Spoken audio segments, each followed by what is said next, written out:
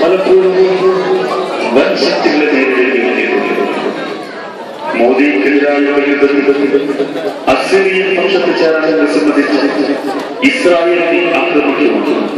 Assyrian രാജാവായ സർവസൈനാധിപനായ ഹോളോഫോളസിനെ നിയോഗിച്ചു. കുടിക്കാൻ ജലം പുറപ്പെടുവിക്കാതെ ദൈവജനത്തിന് അവർ കർത്താവിനെ വിളിച്ച് കരങ്ങളെ പ്രാർത്ഥിച്ചു.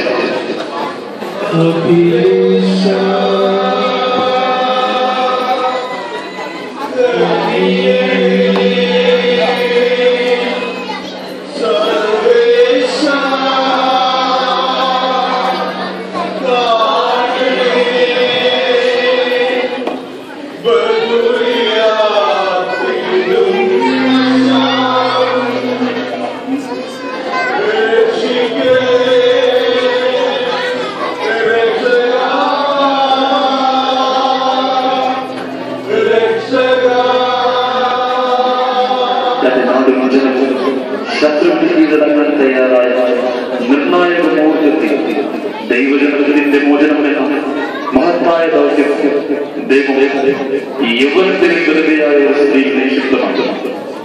മാനവ ജീവൻ അപകടപ്പെടുത്തിക്കൊണ്ട് അവൾ ശത്രുഭാഗത്തിലേക്ക് സ്നേഹപൂർവ്വം അവതരിപ്പിക്കട്ടെ.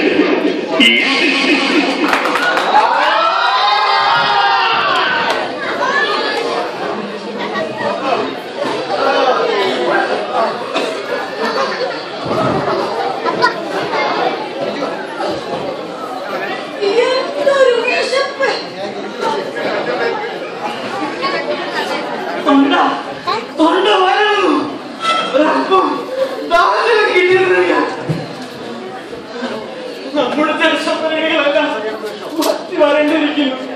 ഇനി ഒരു ദിവസത്തേക്ക് പോലുമുള്ള ജലം നമ്മുടെ പക്കലില്ല.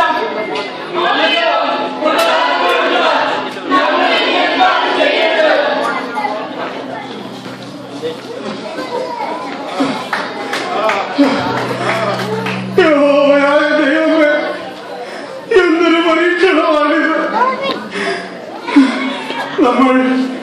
നമ്മൾ പണ്ട് അസീറിയക്കാരുമായി സഖ്യത്തിൽ എത്തേണ്ടതായിരുന്നു. എങ്കിൽ നമ്മുടെ ജീവനെങ്കിലും രക്ഷിക്കാമായിരുന്നു. എന്താണ് ചെയ്യേണ്ടത്? ഇനി മറ്റു മാർഗമൊന്നുമില്ല. കോട്ട കീഴടക്കുക തന്നെ.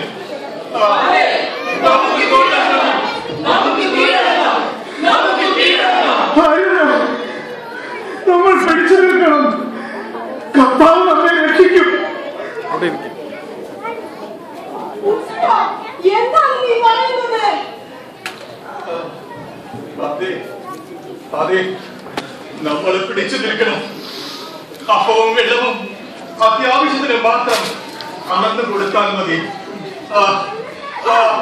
ഈ അളവ് തുടങ്ങിയിട്ട് 2 ആഴ്ചയായി. വിശപ്പ് സഹിക്കാൻ കഴിയുന്നില്ല. നമ്മൾ 5 ദിവസം കൂടെ പിടിച്ചു നിൽക്കണം. എന്നിട്ട് രക്ഷയില്ലെങ്കിൽ നിങ്ങൾ പറയുന്നത് പോലെ ചെയ്യാം.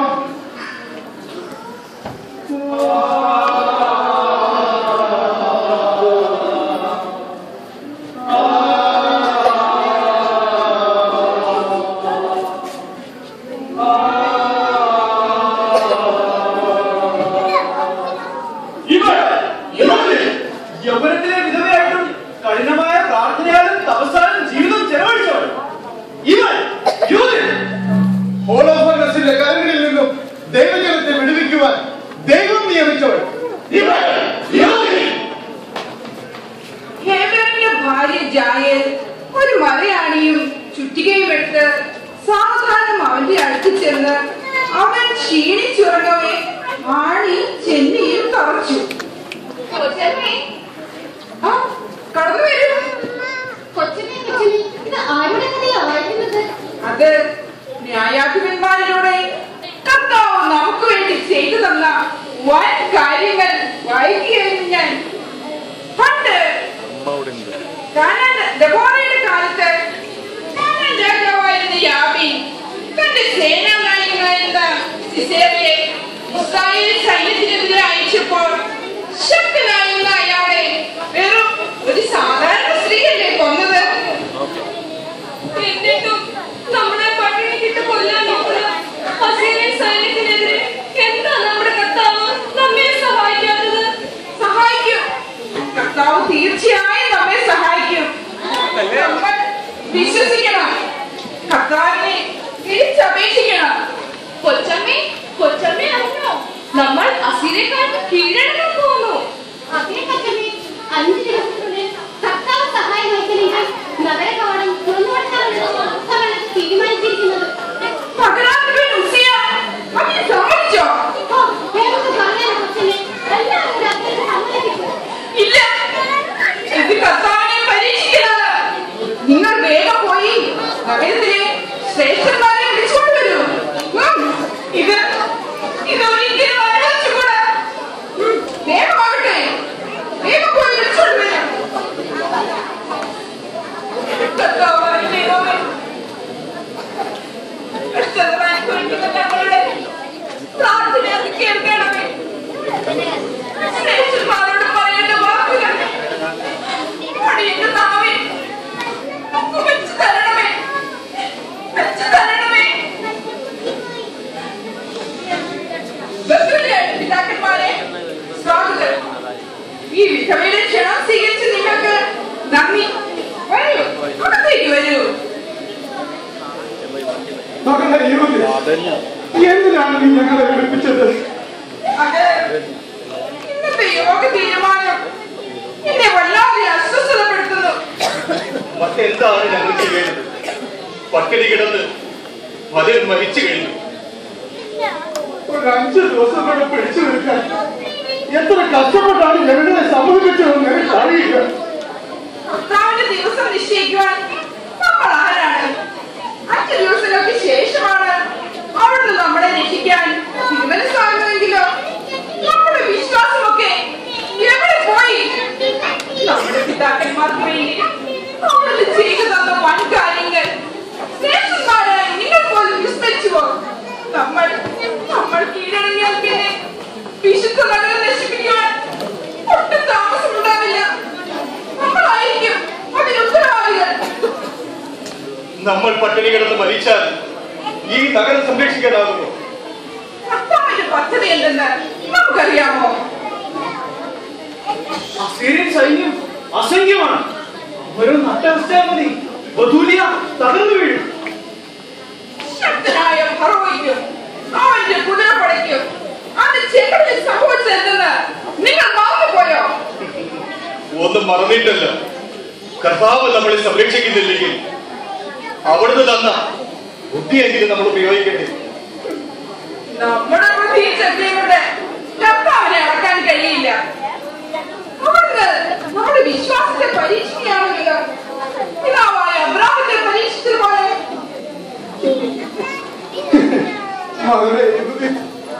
നിന്റെ വിശ്വാസവും ജ്ഞാനവും വളരെ പ്രശംസനീയമാണ്.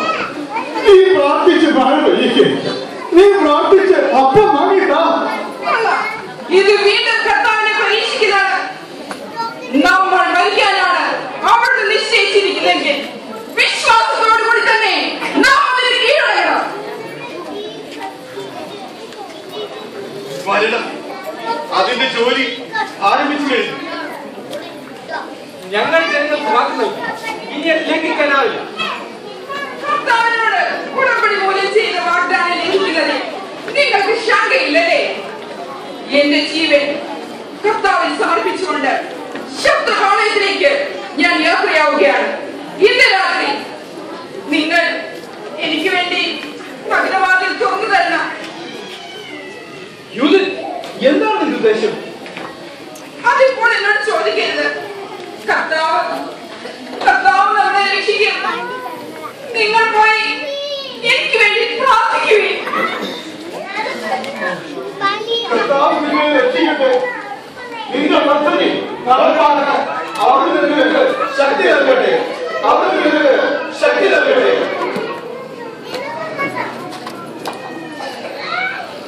അങ്ങനെ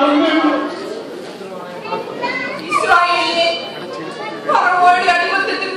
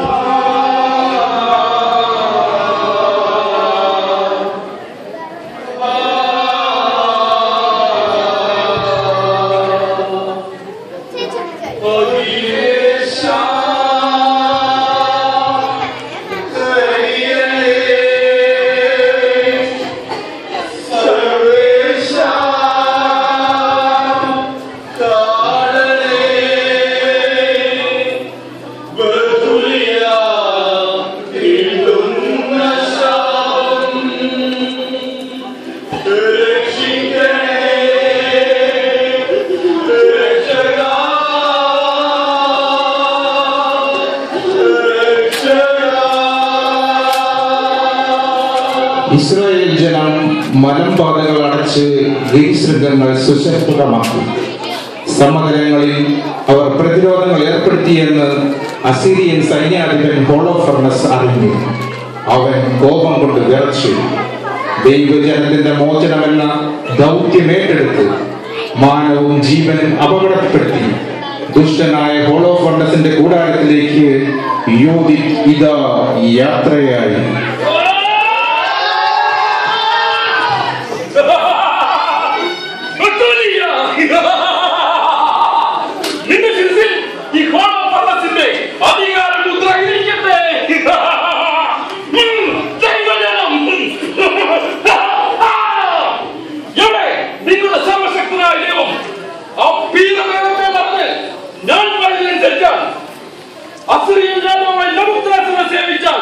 നിങ്ങൾക്ക് സുഖമായി കഴിയാം.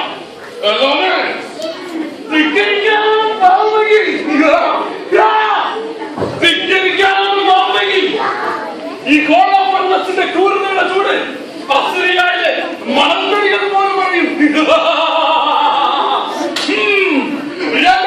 ദിനം കൊണ്ട് ഈ ബെഥൂലിയ നഗരം ഞാൻ ചുട്ടിച്ചാമ്പലാക്കും.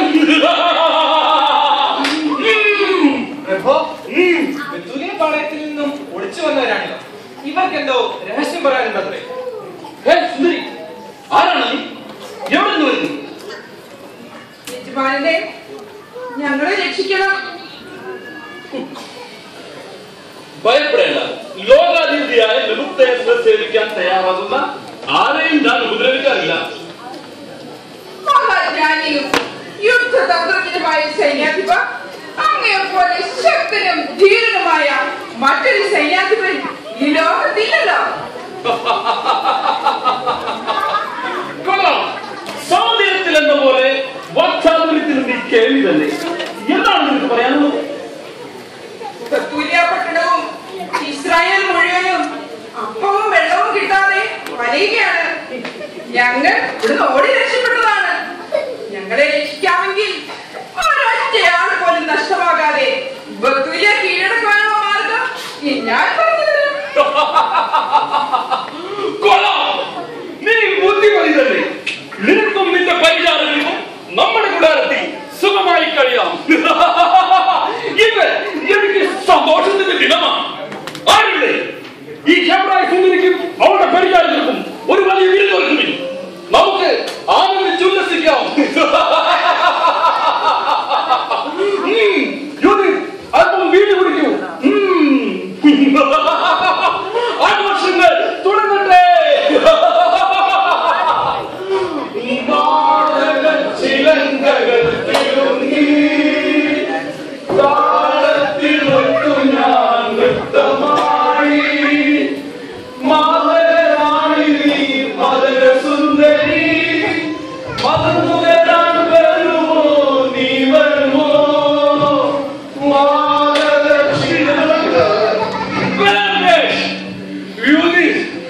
ഇന്നെന്റെ ജീവിതത്തിലെ സുപ്രധാന ദിവസമാണ്. ഇതാ അല്പം വീട് പിടിക്കൂ. എനിക്ക് സന്തോഷം കൊണ്ട് നിൽക്കാൻ പറ്റുന്നില്ല. നിന്റെ സൗന്ദര്യം എന്നെ മൊത്തം പിടിപ്പിക്കുന്നു. ഇതാ അല്പം കൂടി വീട് പിടിക്കൂ.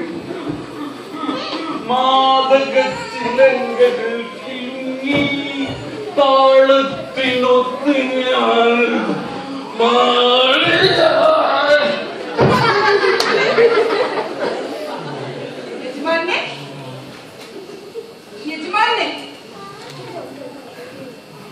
ഇതാണ് ഞാൻ പ്രതീക്ഷിച്ചിരുന്ന അവസരം. സർവശക്തനായ യഹോവേ, ദൈവജനത്തെ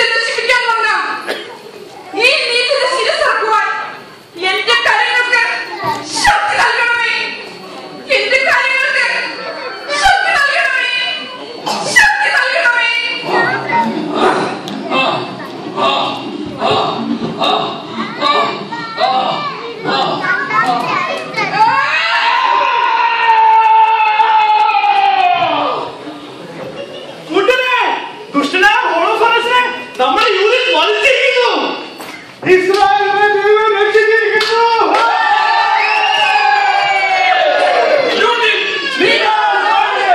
സർവശക്തനായ ദൈവത്തിന്റെ നാമം വാഴ്ത്തപ്പെടട്ടെ. സർവശക്തനായ ദൈവത്തിന്റെ നാമം വാഴ്ത്തപ്പെടട്ടെ.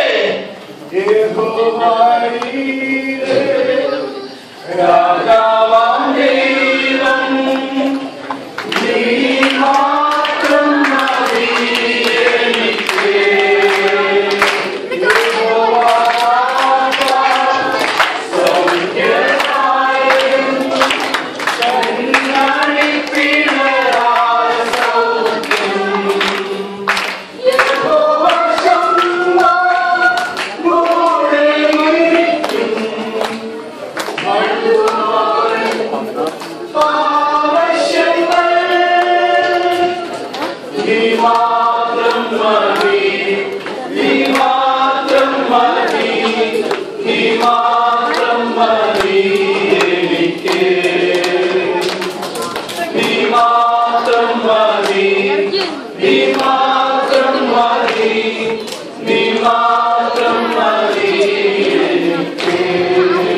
ക്രിസ്തീയ സമൂഹത്തിന്റെ വാളും പരിചയമായ വിശ്വാസ പ്രാർത്ഥനയും സൃഷ്ടിച്ചില്ലാതാകുമ്പോൾ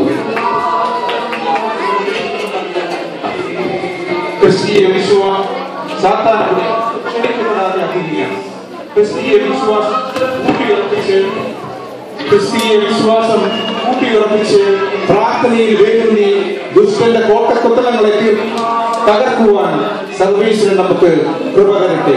നന്ദി, നമസ്കാരം.